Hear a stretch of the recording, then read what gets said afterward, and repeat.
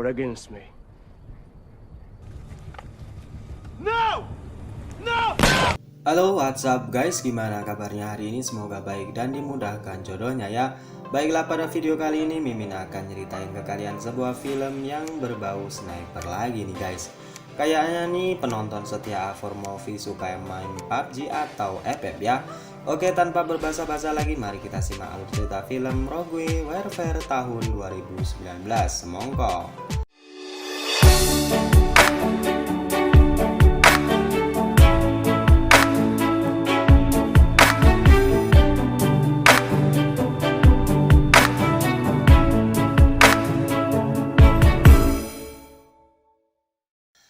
Pada awal film kita diperlihatkan sebuah kondisi di kota Timur Tengah yang terlihat porak-poranda diakibatkan sebuah pertempuran.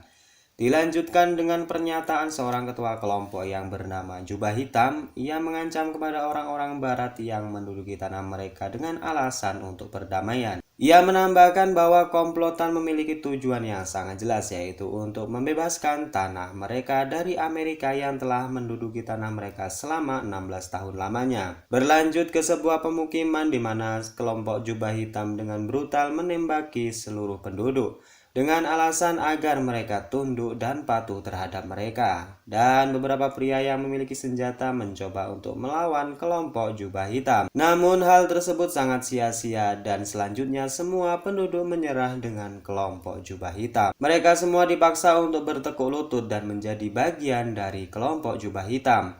Salah seorang pria memohon untuk dibebaskan agar mendapat kehidupan yang tenang dan normal. Karena mereka menolak ajakan Panglima Jubah Hitam untuk menjadi bagiannya, akhirnya mereka semua dibantai satu persatu dan hanya menyisakan seorang bocah kecil wanita yang dibiarkan untuk kabur. Scene kemudian berpindah ke Gedung Putih. Seorang Presiden Amerika Serikat menyurati para negara sekutu untuk bersinergi membantu melawan teroris yang berada di Timur Tengah. Presiden AS juga menunjuk nama dari beberapa negara yang dipilihnya. Di antaranya adalah Daniel, James, dan Chris yang berasal dari Amerika, Raf dan Zax dari Inggris, Kelina dari Rusia, dan Xiu dari Cina. Nama-nama tersebut diketahui adalah prajurit khusus terbaik di negaranya masing-masing. Presiden AS juga mengakhiri suratnya dengan pernyataan memberi izin operasi senjata yang bersifat rahasia. 72 jam kemudian di lokasi yang dirahasiakan yang berada di Timur Tengah, Komandan Briscoe mendapat laporan bahwa pasukan elit dari berbagai negara telah datang. Komandan kemudian memberikan arahan bahwa sasaran utama dalam misi ini adalah Abid. Ia dikonfirmasi sebagai pemasok senjata dan beraliansi dengan kelompok Jubah Hitam. Komandan Briscoe menjelaskan bahwa ia belum tahu tentang ketua pasukan Jubah Hitam. Untuk itu, Abid adalah aset utama dalam mendalami misi ini.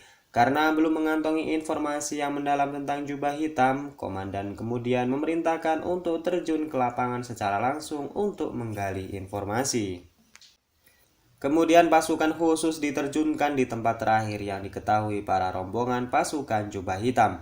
Mereka kemudian menemukan tempat lokasi kelompok Jubah Hitam. Singkatnya, tempat tersebut dijaga dengan ketat oleh pasukan yang bersenjata lengkap seperti mereka.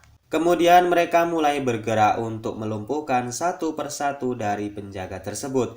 Mereka lanjut bergerak ke suatu rumah di mana di dalamnya terdapat Abid yang sedang beristirahat. Abid terbunuh dalam penyergapan tersebut, sedangkan satu rekannya berhasil merampas pistol Chris dan menembaknya, sedangkan Gelina sibuk mengumpulkan laptop dan HP yang menjadi misi awal mereka. Tak disangka para anak buah Abid seketika datang ke tempat tersebut. Komandan kemudian memandu mereka untuk bergerak menuju ke tempat evakuasi sembari membopong Chris yang terluka. Karena mereka harus berjuang dan memberi perlawanan dengan berat hati, Chris yang terluka tersebut tak sempat lagi diselamatkan. Namun sisi baiknya mereka semua berhasil melumpuhkan seluruh anak buah Abid.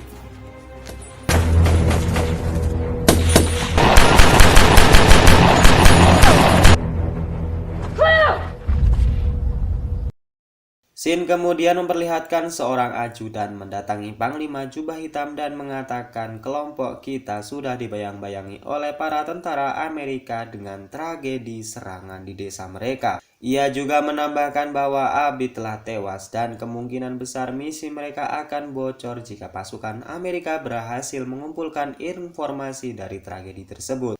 Kemudian pernyataan tersebut dijawab Panglima dengan tegas bahwa kelompok mereka menginginkan peperangan dengan tentara Amerika. Ia ingin menunjukkan bahwa kelompok jubah hitam tidak bisa dipandang remeh dan ia memerintahkan kepada anak buahnya untuk membuat camp baru dan memberitahu pos-pos tentang kesiapan berperang kapan saja. Di sisi lain, Smith dan Gelina berusaha melakukan scanning data dari HP dan laptop yang mereka ambil dalam misi awal tadi. Namun sayang mereka belum banyak menggali informasi dari hal tersebut. Mereka hanya menemukan informasi tempat yang dinilai sebagai markas rahasia pasukan jubah hitam. Untuk itu komandan kemudian mengirim satelit mata-mata untuk melihat gurun tersebut dan hasil memang benar di gurun tersebut diidentifikasi markas rahasia pasukan jubah hitam. Dan terlihat mereka sekarang sedang membuat senjata yang sangat mematikan, yaitu sebuah senjata bom yang dinilai dapat memberikan daya ledak yang sangat dahsyat dan akan diuji coba. الخليط عم بيتكون ونوعية غاز السرن. Pembuat bom yaitu ajudannya tersebut juga mengatakan bahwa daya ledak yang dihasilkan dapat membunuh semua penduduk kota dan meluluh lantahkannya. Komandan Briscoe kemudian dengan cepat memerintahkan pasukannya ke tempat tersebut untuk mengetahui secara jelas apa yang sedang dilakukan komplotan jubah hitam. Para pasukan tersebut kemudian berangkat menuju tempat lokasi di mana jubah hitam sedang menyusun rencana tersebut. Mereka menyaksikan banyak tenda-tenda yang sedang dijaga dengan ketat oleh komplotan dengan senjata lengkap dan amunisi yang sangat mengerikan. Mereka kemudian membagi tugas masing-masing. Gelina berjaga dengan snipernya, sedangkan Daniel sebagai ketuanya mengajak rekannya untuk bergerak menyusur ke tenda-tenda tersebut.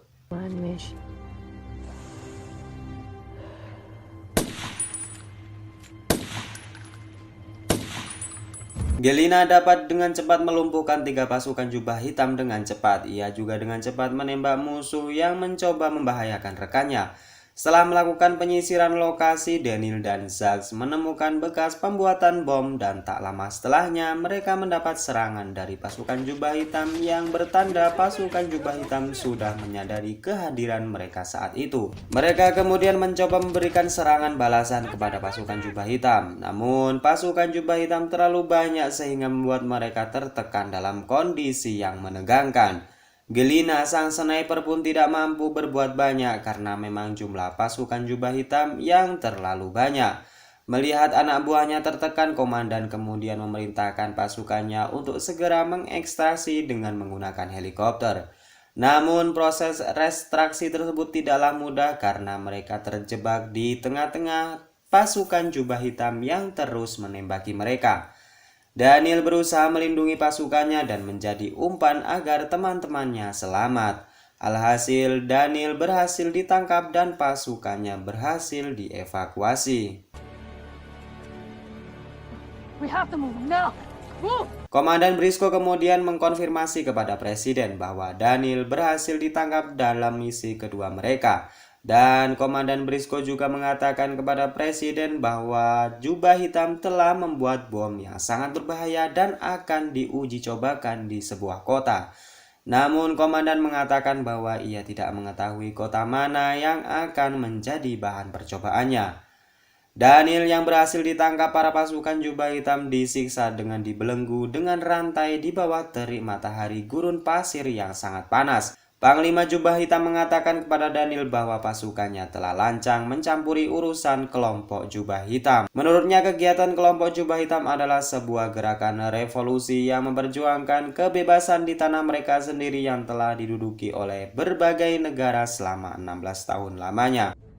Scene kemudian memperlihatkan di mana Gelina mendapat sebuah titik terang bahwasanya kemungkinan besar tempat di mana kelompok jubah hitam akan menguji cobakan bom yang dirakitnya. Komandan Briscoe yang mengetahuinya segera melapor Presiden dan memerintahkan kepada pasukannya untuk bergerak keesokan harinya. Keesokan harinya Komandan Briscoe membriefing pasukannya dengan mengenalkan lokasi yang akan mereka tuju. Ia juga memberikan pakaian warga setempat sebagai kamuflase agar tidak diketahui oleh kelompok jubah hitam. Di sisi lain, Panglima Jubah Hitam kemudian menunjuk sebuah kota yang dinilai sebagai gerakan pertentangan dan mendukung gerakan negara barat. Singkat cerita, pasukan khusus Amerika sudah berada di pedesaan yang diprediksi sebagai bahan uji coba bom kelompok Jubah Hitam. Mereka semua berpakaian orang sana sebagai kamuflasenya.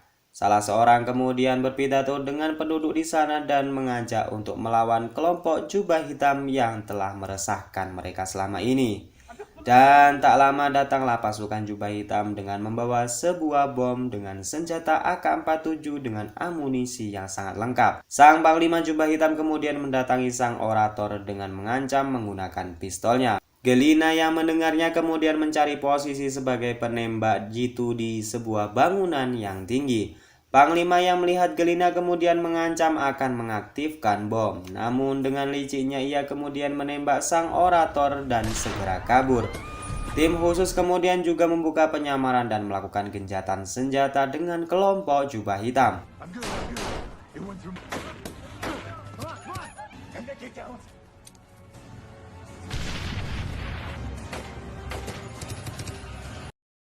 Singkatnya, mereka semua berhasil menghabisi seluruh anggota Jubah Hitam dan berusaha untuk menjinakkan bom yang telah aktif.